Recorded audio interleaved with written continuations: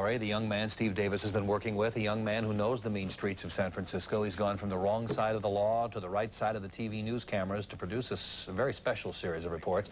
And Steve's here to introduce tonight's installment. Yeah, a lot of the people with whom we've talked have had to say about this that these are things and thoughts that they haven't seen on television. And I think that was the idea. The interviews in this series are selected and conducted by LaMerle Johnson. He collected the information. It's his series, although in this final report he did invite me to participate in a roundtable discussion as LaMerle and his friends sought new paths through the thicket of drugs and sudden violence that grow wild just outside their doorways. Recently, there's been rumor that Sunnydale and Hunters Point has made some sort of peace pact.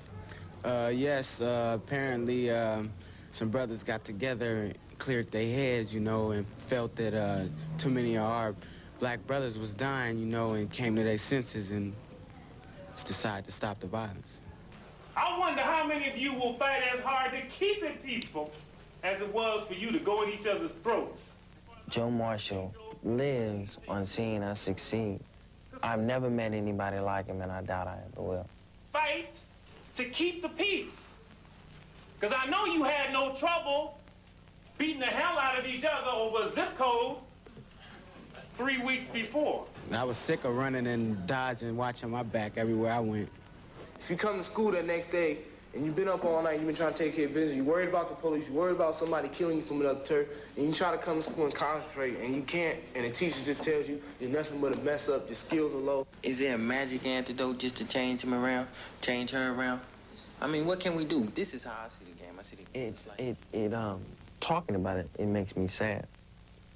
Because I want the game to change so bad.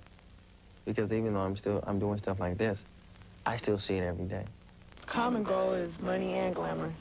That's when you go out and you buy your cars, your clothes, and your jewelry, and the girls start flocking around them, and they just love it. They love all the attention that they get. There's a lot of ego in the game, isn't there? Yeah, it is.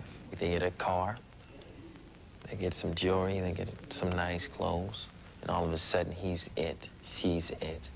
Oh, I've made it in life. This is all it is. I can drive forever. A lot of guys think they become bulletproof. A lot of ego behind nothing, something that kills. Part of the educational process is to get the guy to know, man, you sure are a dummy. You're a horse's ass. You think you doing something making $300 or $400 a day. Your inevitable fate, something is going to happen to you. You're going to get killed. I don't have to prove that to you. Your brother got killed last week, and your cousin got killed the week before. And you are going to get killed, too. The fat cat that's sitting in Medellin, or wherever this stuff is originating at, he isn't taking those kind of risks. I have a perception that young black men and women coming up are getting the impression that it's either high stakes or no stakes. Okay. That your only shot is to make it big because there's nothing between that and nothing. People can get a job for $4.25, but once that summer job is over, What are they going to do? what are they going to do? What you're telling me is kids coming up here have no faith that that's temporary. They're scared that's going to be it. Because it's hopelessness, there's no self-worth inside, see? So you don't want to take it the first time because there's no point. There's no point, exactly. It's been my experience that if somebody bothers to shake us and wake us up, talk to us in a way we can hear, that it's always surprising how many possibilities there are for us that we flat never considered. You just don't see them. Yeah. It's like you're blind. It's like someone has a blindfold over your eyes. People from Hunters Point, Sunnydale, Potrero Hill, they had no image of going to college. That's not what they seen. That wasn't the end thing to do. And Omega showed them that. I'd like everybody to show me your hands who will be college ready next year. Could you stand? All right. As you two can stand. See, on Tuesday, I want to see all these faces. Because if you don't come here on Tuesday, that means you're not studying. At least I'm not seeing you study. And I'm not. Well, the organization is as effective as an Omega Boys Club. We should be getting lots of support, but we're not. We can't ask them to support us, man. They don't owe us nothing. All this money's going into jails and stuff. You know, why can't they give some of that money to us so we can go to college? They will lock us up in a minute if we do something wrong. But do they owe us a college education? Okay, then what are you asking? God, I'm an old man now, and here's a young man. What do you mean, what are we doing? Here's the hope of our community. You called him to this work, and it's your business that you've got him engaged in. I just invoke your blessing on his life and his work. Someone would have told me a month before I met you that I could do some reporting or that I would be at Channel 7. I wouldn't have believed that because you just don't see it.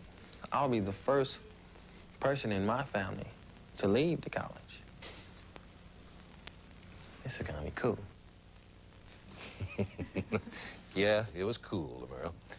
And if you would like to join the Omega Boys Club effort to divert low-income kids from the streets and into college, you certainly may by sending a tax-deductible donation of any amount to the Omega Scholarship Fund, 953 DeHaro Street, San Francisco 94107 is the address to which you may send that. Final thoughts, observations? It was very moving, Yeah, and a big lesson. It said everything. It said a lot of what needed to be said, and we should credit you, but we should certainly credit LaMerle. Oh, absolutely. And he's thinking about television now. He's written some songs about the whole thing. Maybe he'll go do a little acting. He's up and excited and ready. And most important, And about enrolled. college and enrolled. That's Yes, right. right. Thank you, Steve. Okay.